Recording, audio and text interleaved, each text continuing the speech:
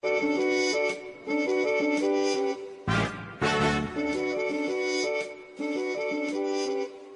the wallpaper sticks to the wall, like the seashore clings to the sea, like you'll never get rid of your shadow, Chris, you'll never get rid of me. Let all the others fight and fuss. Whatever happens, we've got us.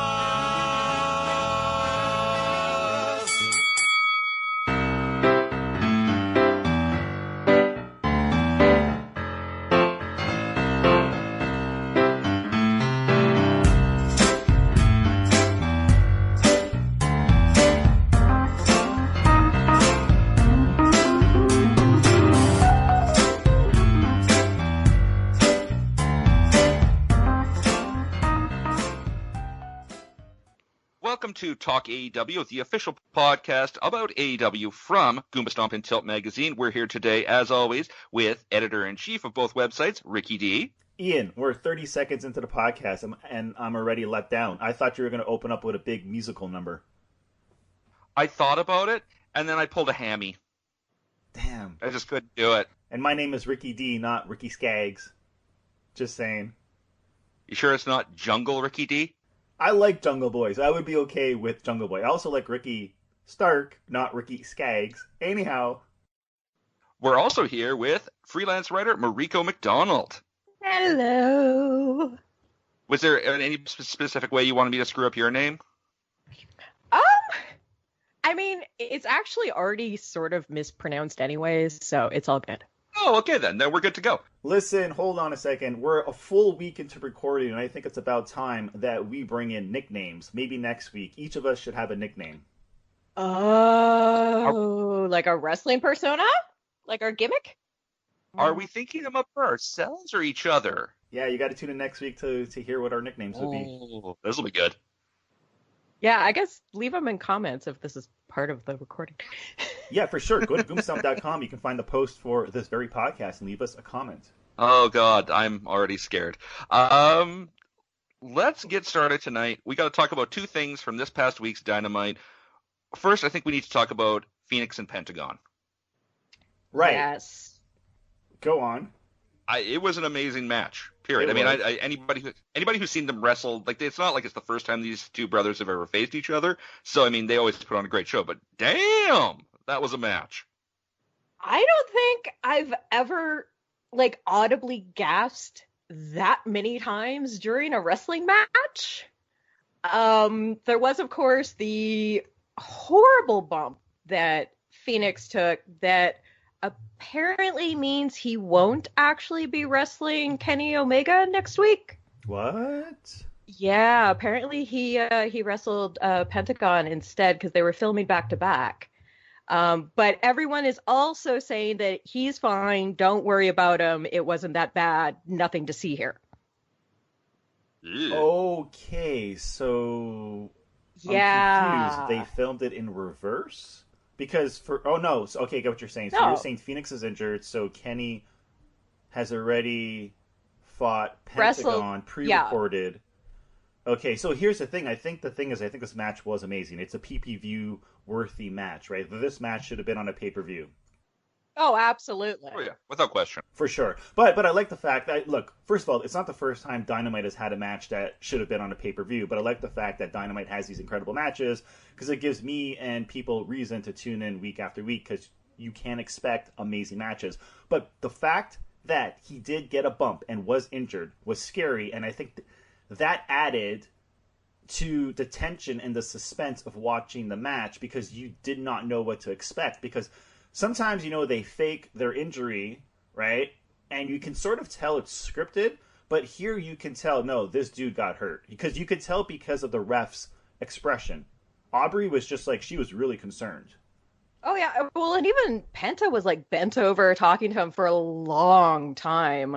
I was very, very nervous, especially after the whole, like, Matt Hardy, Sammy thing at the last pay-per-view, where for a good 10 to 20 minutes, I was insisting that it was a work.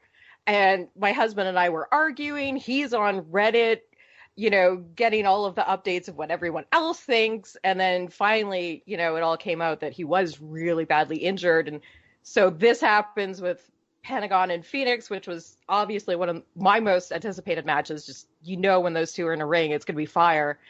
And that happened. And I think I was kind of like overcompensating a little bit for like, you know, believing that every injury is a work, and I'm just screaming at the television, call the match, it's fine. Well, and we'll understand. You make a good point about that, because later in the night they had that 4-way tag team match, and Alex Reynolds was knocked the hell out in the middle of the ring for a long time. Yeah. Like the ref is big part of the job of the ref is to do what you just said, call the match when something like that happens, and he was out, and they were still doing moves on him, and he was just laying there. By the way, he is injured. Oh, absolutely. Yeah. I'd be shocked if he wasn't. Like, it just shocked me how long that he was there. Like, everybody watching was like, okay, this is not right. And finally they rolled him over, and the ref just kept moving around him and not doing anything about it. I was so confused. Yeah, and he's a huge part of the quote-unquote success of the Dark Order, him and John Silver. Absolutely. So to have them out, like, I'm not the biggest fan of the Dark Order. I would like to see Brody Lee do something else, but I do like John Silver. That guy is comedy gold. I would love to see John Silver actually team up with, or have a feud with Colt Cabana, because those two are the best when it comes to physical comedy. Yes. So, and we did get a bit of it with the interview, right? Like, Reynolds and Silver were sort of making fun of Colt when he was being interviewed. Like, that to me is comedy gold. Like, at the end of the day, this is sports entertainment. So there's a sports aspect. Like, you know, you look at the Pentagon Phoenix wrestling, like what they can do in the ring. And then we have the entertainment portion of the show, which comes with the spots. For example, the Colt Cabana interview, which I'm not the biggest fan of Colt. He's cool, right? But I don't get overly excited when I see him, but he is really good with physical comedy. And so, like, I think the thing about AEW, and we've talked about this last week, is that they find these great pairings accidentally between two wrestlers. For example, Britt Baker and Swole, but they don't really go far enough with the storylines, or they completely forget about the storylines. And so I'm not backstage. I'm not privy to knowledge of what's happening with injuries and contracts, and maybe COVID-19 is complicating travel. But there's way too many times in the past 52 weeks where they've had two wrestlers pair up, has a tag team or it's a feud. They share great chemistry, and they completely abandon the idea. And I'm, like, confused as to why. No, that's a solid point. I've asked myself that. The one that's been getting me is Allie. I don't understand her booking at all. Very Eddie confusing. Kingston actually addressed this in the pre-show when he was asked, what's up with that? And he said, what? So that was the explanation for Allie rejoining. Wait, who said what? Oh, good. Eddie Kingston said, yeah, what's your point? She's back. Yeah, but it's not even that. Why did she leave in the first place? That was confusing, too. Yeah, I didn't really understand what they were doing with the whole QT Marshall's midlife crisis thing, and then getting Allie into it. And so weird. Was it really all about putting her and Brandy in a tag team so they could have that tag tournament that was on YouTube and very few people seem to really have paid a lot of attention to? I don't know. Yeah. And they dropped that team almost immediately after the, like, virtually immediately. And then she as soon as the tournament was done with, it was Allie disappeared. Like, totally disappeared. Yes. And now Brandy looks like she's going to form a partnership with Red Velvet, which I'm very excited for. I love Red Velvet. Yeah. A lot of fun. Having the Black Girl Magic working together. I think that'd be a great addition to the whole thing, because this is kind of getting into what we're going to be talking about later, but, you know, a women's tag division I don't think it's a stupid idea. No. You know, the Phoenix Pentagon match was incredible, but because of the bump, I don't think it's actually the best match of the night. Like, I mean, okay, maybe it is the best match, but it wasn't my favorite match because of the bump. Because to me, I was like worried about the fact that Phoenix was injured, which he is, and now he's missing next week's match. Yeah, because I think we could say it was the most exciting. Yeah. But maybe not the best because... Well, it's the outcome, right? Now we lose out on the chance of seeing him and Kenny, the cleaner, one-on-one, which would have been great. Pentagon's still going to be good, but I think Phoenix would have had a better match with Kenny. That said, my favorite match was the opening match. Because I'm a huge, huge fan of Jungle Boy, and when it comes to the bigs in AEW, my favorite big, like I like Brian Cage, I like Lance Archer, but my favorite is actually Wardlow, and the reason is because he's the most consistent character, even if he doesn't have much character, on AEW, apart from MJF, who's a heel. So, like, they pair him with MJF, which works great, because we don't know if he's good on the mic or not, because he's never on the mic. Maybe he isn't, which is why his pairing with MJF helps, right? But the thing is, it's like, since, like, when you think of this character or the wrestler, like, you think of, like, the cage match, for example, with Cody. That's one of the best matches on AEW, pay-per-view or not pay-per-view. One of the best matches on Dynamite. He's a part of it. He has this incredible match with Jungle Boy. And you know Jungle Boy shouldn't win, but a part of you is saying maybe he can win because the match was so good.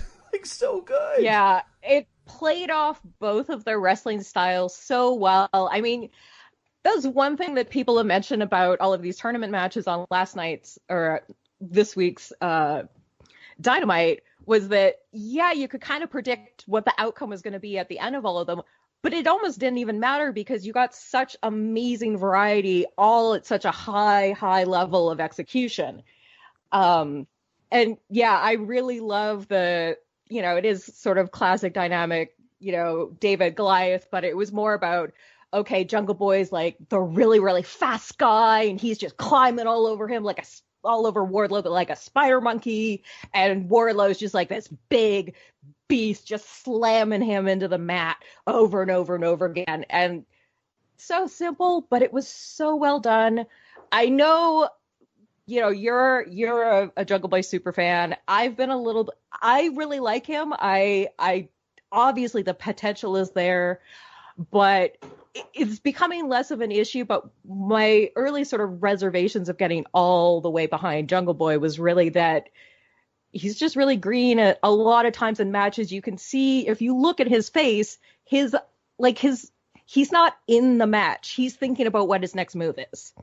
And to me, that kind of brought me out of the matches. But the one against Wardlow, like, everyone was in it. They were both playing to their strengths, and they did it so well.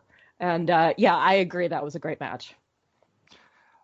Now, on a completely separate note, let's move away from the tournament. Let's talk about the most unexpected thing that's ever happened on Dynamite. I have trouble even finding, like, I can't think of a segment to compare it to that I've ever seen in wrestling. Le Debonair. I know it was amazing, but what was that? Did anybody see that coming? No, no one. Nobody can say that they predicted they would break out into a musical number. We knew we were going to get a steak dinner at a restaurant, which is really backstage. But nobody knew they were going to do a musical number. When that curtain pulled back, jaw just dropped. I'm like, are they holy shit. Yeah, that's fair. But even if you dislike the spot, right? Because it's one of those things that 50% of fans hate, 50% of fans love. It doesn't matter. That means it's a good spot. That means it's a good promo. That means it's a good musical number. Because the thing is, it's not like some people just didn't care. It's like fan rage. It's like, I hate this, or I love it. And I thought it was amazing. Because the thing is, it's not like, hopefully, they're not going to be doing a musical number week after week. This might be the one and only musical number we ever get in professional wrestling on TV that we know of. We'll see. Maybe someone will try to copy Jericho.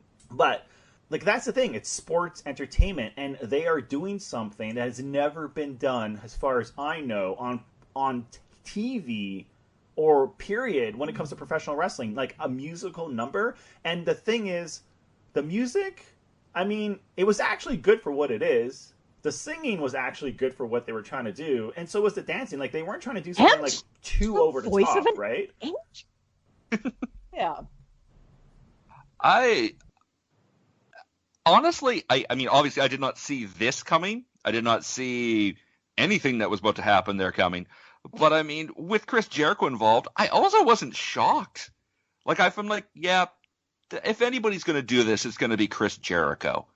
If anybody's going to take time out of a wrestling show with MJF to sit down and then have this weird steak dinner moment, which was fantastic. Even that, just the steak dinner part was amazing. The part where they competed on who was going to have their meat the rarest. Yeah. Who does that to prove they're respectively more of a man? Oh my God, that was great already. That was actually great, because the thing is, the fact that MJF wanted his steak well done. Yeah, it's a total heel jerk thing to do. Yeah, not medium rare, well done, like extremely well done. Like who no, like yeah. Nobody orders that. Well, unless you're like trying to like be a dick. Like, exactly. Yeah, it was all brilliant. But do you know who hated it? Take a guess who hated it. Just off the top of your head. Oh, you mean like reviewers?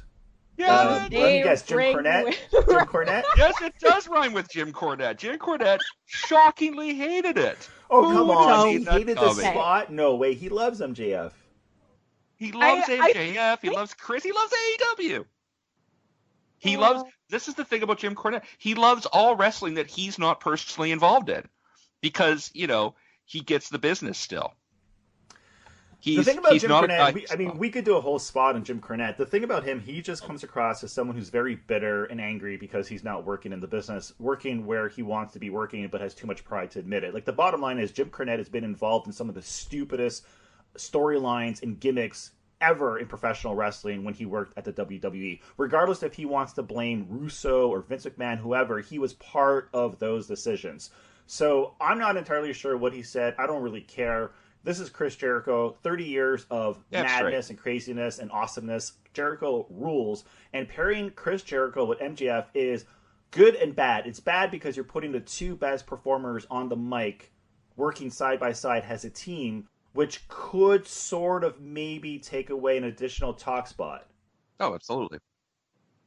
Yeah, but now they have Eddie Kingston, so it kind of... Yes, I know. That's the thing. The advantage is they have Eddie now, yes. But, I mean, it could have been like Jericho, hour one, midway through the show, MJF, and towards the end, Kingston. So you have three amazing promos by three different guys. But look, even if they're a team, like we're still not sure if he's part of the inner circle, but even if he is, they can still do separate talk spots and separate promos. They don't always have to be side by side. The thing that worries me is my favorite, Sammy G. He's going to be pushed to the side because MJF is just going to take the spotlight. Well, then he'll enjoy his time at the side with Santana and Ortiz, who are one of the best tag teams in the business and rarely ever wrestle. They were half of the 5-star match with Best Friends and have all but disappeared at this point. So the inner circle is kind of already going that way anyway. Like Jake Hager barely sees TV time. Like these guys are like the idea of the inner circle is fading away already to me. It's shifting away. These guys that were with Jericho are kind of fading into the background. Chris Jericho and MJF storyline is up front. I honestly don't know how much life the inner circle has left in it, or at least this iteration has left in it. But, yeah, I think it's towards the end of its life cycle, and that's totally what this MJF storyline is about. But I mean, again, getting back to the dinner debonair, and I personally, what I think worked so well about it was the context. Like, it had to be Chris Jericho, it had to be MJF. It couldn't be any other two wrestlers. No, it couldn't from any other company. Nope. Like, I can't. No one else. Who else can sing and dance and wrestle and do sketches about raw meat? Like, even more no importantly, one. Who would have been willing to? Exactly. This is the other thing, is the ballsiness of it. Absolutely. Like Ricky was saying, like, love it, hate it. We're all talking about it. Damn straight. To be fair, like, WWE has had some great performers, like Honky Tonk Man, Elias, like he gets on the mic, but I think he lip syncs. But still, The Rock has done his thing in the past, but I've never seen an actual musical number. I've seen like The Rock pick up a guitar and sing. I've seen Elias do it. I've seen wrestlers do it, but never a musical number. But I think it's like hilarious how they have the two girls at one point and they just drop the two girls at the exact same time to the floor. But I got some bad news for you because the Inner Circle isn't going anywhere. Jericho said multiple times in interviews he does not want it to end. Like, he doesn't want one of those factions that ends in like a year or two. He wants it to keep going, and he wants to find ways that they evolve as a unit. But the original five, he said, the original five will always be side by side as long as he can fight for it. Yeah, but that's the thing. Jericho's good at what he does, and just because he says it in an interview doesn't mean that it isn't a swerve, right? Yeah. Like, I mean, who knows what's actually going to happen? And plans change. They change quickly. Just look at Allie. Her booking changes almost from week to week. I wouldn't be shocked. And also... Sorry, but just with Chris Jericho specifically, he has such a canny mind for, when to change things. Like, yes, he'll say one thing, but like he's not a dummy just because he said something. He's always got to do it. Like, yep. If the time's right, yeah. Absolutely, yes. No, it'll be interesting. Jericho says that most of his ideas come on the fly. He doesn't try to overthink things like way in advance, and he tries not to script the dialogue. So they can script a storyline, like the actual quote-unquote plot. When it comes to the dialogue, he prefers that the wrestlers and himself just sort of say what they would normally say in real life, so then the character feels more authentic and real, which makes sense. And that's what I like about AEW. Like, yep. I don't think there's anything wrong with scripting in advance, like what kind of storyline you want and who you want to win in the next 3 weeks, 4 weeks, whatever. But let the wrestlers be the wrestlers. Like, the wrestlers, like, that's the thing. Like, if your dude is good enough on the mic, like Eddie Kingston, right? You don't want to script Eddie. You don't want to script Jericho. You don't want to force a guy like MJF to speak a certain way and say certain words and actually follow a script word by word. And there's some guys who maybe need it. They're not good enough on the mic, but... Luchasaurus. Yeah. You should get that I love you, big dude, but it's a little too esoteric. Like, it's a little much. Yes, you have an MA in literature, but that doesn't mean you can talk on mic. I'm sorry. But please read me French poetry any day. But here's the thing. My favorite, well, not my favorite, one of my top 5 favorite wrestlers is Ricky Starks. And it's funny because when Ricky Starks comes to the announcer table, and on Dark specifically, and he's announcing the match with Taz and Excalibur, I don't think he's great at what he's doing. So it's weird because he gets a lot of time on the microphone, but he's not really good at it. But the thing about him, but wait, here's the thing. So just very quickly, what I find strange about him is I don't think he's necessarily good at speaking, but he's so good at his physical mannerisms, like his facial expressions. Like, when he's angry, he looks like a villain. Like, he looks like he should be playing a big villain in a big Marvel movie. So his physical acting is better than him speaking on the mic. Well, I think also what he's been doing with the commentary, like, I don't see his commentary being so much about commentating the match, but it's really, to me, more about getting his character over and how kind of blasé and laissez-faire and whatnot. And for me, that side of it has been really good. Agreed. I think if anything, I think the time at commentary, working with Taz and Excalibur, might be to address that issue. It might be giving him more time on the mic. Part of the problem with being in a group with Taz is, Taz is great on the mic. So he speaks for Brian Cage and Ricky Starks a lot, so he's not getting the time on the mic that he needs to polish that. He's not the best at it. He needs time to work on it, and maybe the time on the commentary desk is what he needs to make that work. Yeah, maybe, but... It's interesting because I said this last week, but when I heard Brian Cage on the official AEW podcast, I was blown away by how good he is on the mic. Like, just listening to him talk. Like, he's really smart. He's educated. Like, I don't know why he doesn't say much more on the microphone. It's really, really odd. I think it has more to do with, on a podcast, he's speaking as himself. I think as far as like character work and being in the moment and being able to improv, which is a lot of what, cutting a promo in wrestling is really about. You can be the smartest, most eloquent guy, but if you freeze up on the spot, you freeze up on the spot. I kind of feel like maybe that's kind of what's going on with Brian Cage. I know he got to talk for like half a minute this week, and I liked it, but it doesn't have the same gravitas as like a Taz promo. By the way, the most shocking revelation this week was when Tully pulled off the mask. I had no idea it was him under the mask. Seriously? Really? I just assumed it. I immediately assumed it was him. Oh, okay. Thank you. Okay. Oh, you had me. You had me for a minute there. I was like, oh my God, dude. What a work. We got worked, Ian. We worked hard. If it had been Shawn Spears, I would have been much happier. They're not connected. No. But Shawn Spears is going to have his beef with Scorpio, which I think is a good thing. Yeah. And I like that they've been putting some time into that. But I think that, it's FTR and Shawn Spears, never the twain shall meet. I think we just need to accept it, learn it, live it, love it, move on. Yeah. We got 3 minutes left, so I'm going to rant about 2 things before we go to the main event. Number 1, Marco Stunt. I know you guys like Marco Stunt. He's probably a cool kid in real life. I just don't like Marco Stunt next to Jungle Boy. I think he hurts Jungle Boy. I think he gets too much screen time compared to a lot of wrestlers who don't get enough screen time. And I know he wasn't necessarily in this episode. He was like on the sidelines during the Jungle Boy match, but man, I wish to God they would just separate Jungle Boy from Marco Stunt and do something else with Marco Stunt. And number 2 thing I'm going to rant about, and you guys can chime in very, very soon.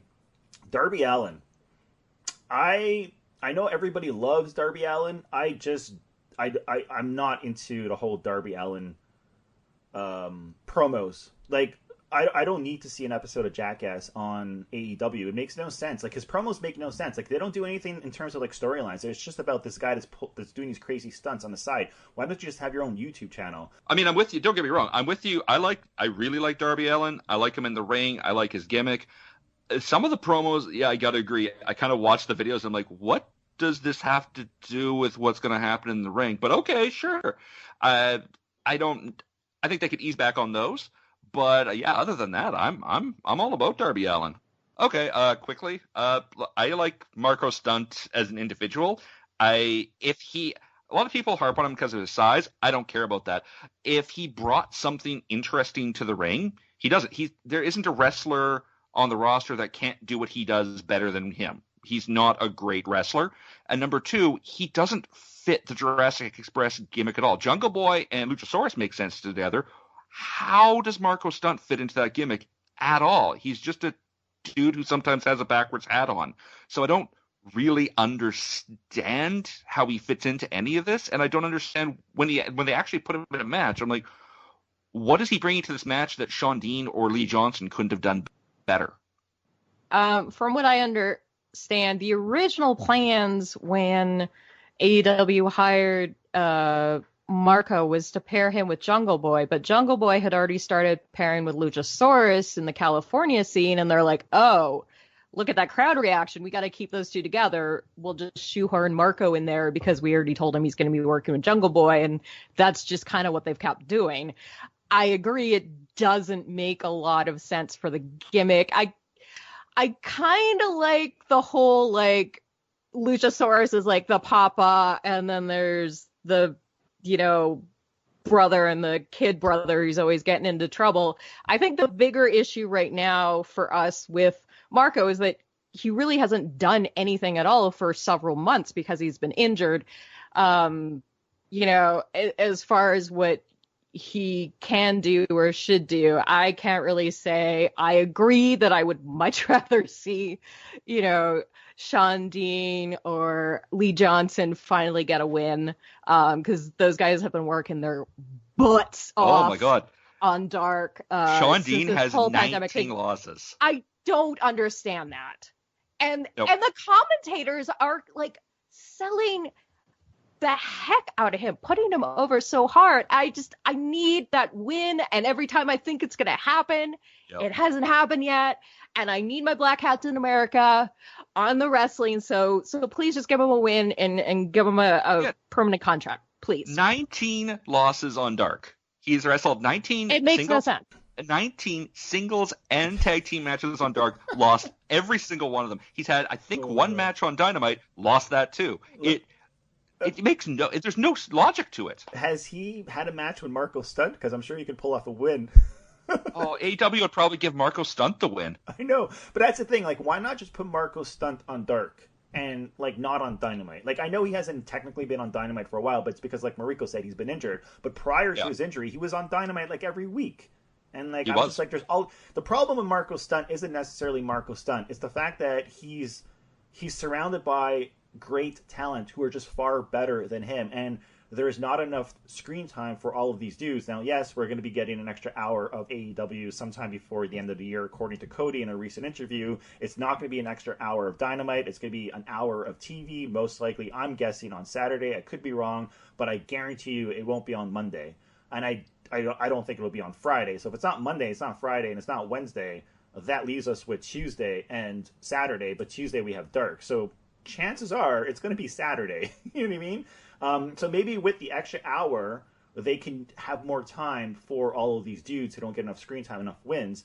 That said, I feel like Dark is the program for a guy like Marco Stunt. Anyhow. All right. I think it's time we took our break. When we come back, we'll be talking about our main event, the women's division in AEW.